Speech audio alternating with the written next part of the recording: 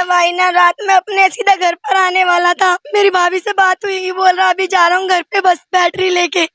मेरा भाई रिक्शा चलाता है, कभी रात में 1:30 बजे तक नहीं घूमता, 12 बजे तक नहीं घूमता। मेरी भाभी नहीं थी यहाँ पर, मेरी भाभी की तबीयत खराब थी, वो शनिवार को अपने घर चली गई थी।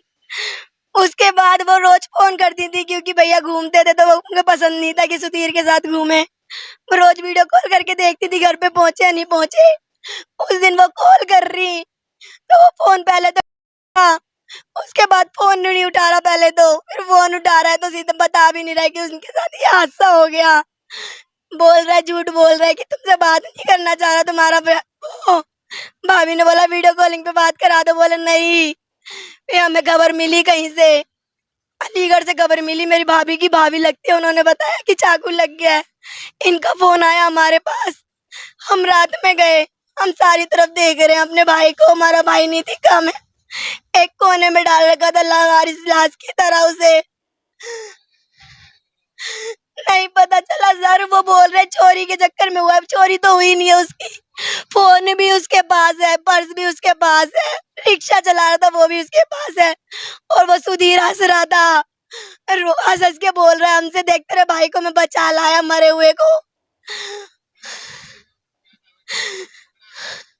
पता नहीं सर, हमें अभी कुछ भी, अभी हमारा भाई भी नहीं आया हमारे पास। मेरा नाम उमा है, मेरे पति नहीं है, मैंने अपने बच्चों की शादी करी है, सबकी काफी साल पहले खत्म हो गए। मेरी बहू ससुराल अपने माई की दवाई लेने गई थी, दिन में मैं खाना बना के ड्यूटी चली गई, इसने खाना खाने भी नहीं आने दिया।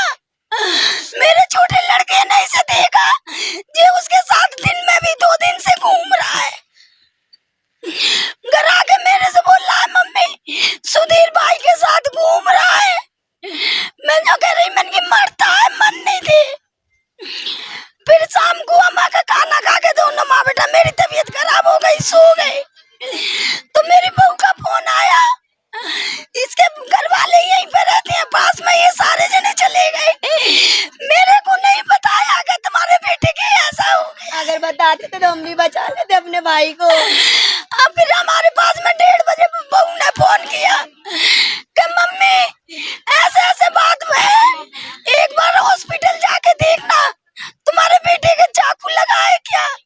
मैं वहाँ गई, मेरा बेटा नहीं मिला, और खून निकल गया था उसके शरीर का सारा। और 1 साल पहले भी आस्था हुआ था, तो जब भी विजय साथ था उसके, तब भी छोड़ के आ गया था। कोमल,